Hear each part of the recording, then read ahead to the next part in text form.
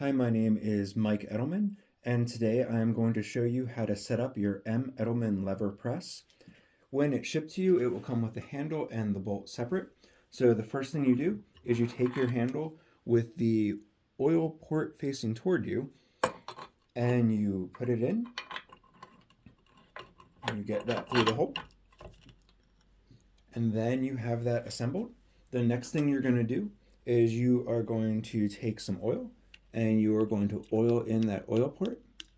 You want to get a good bit in there. You want to make sure that bolt isn't running dry. Then you are going to turn it that way. Next thing you're going to do is you are going to oil in here.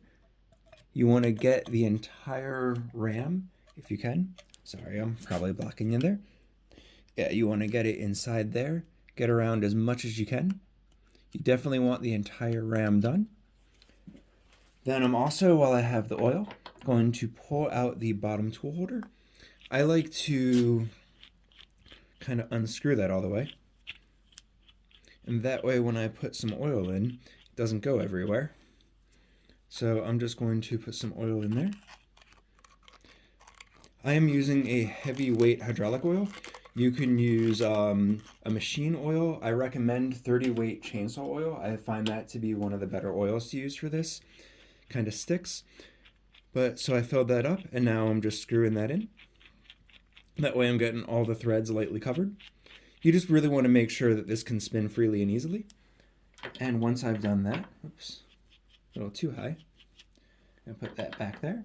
Then the last thing you need to do, and this is very important, you need to grease the cam and the ram. You can either just take grease from a grease gun and put it on here, which is what I've done before, but you can also just take some lithium grease, or really any grease, and just make sure that is covered.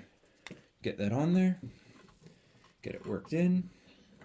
You might need to go back with your finger and get it back on there.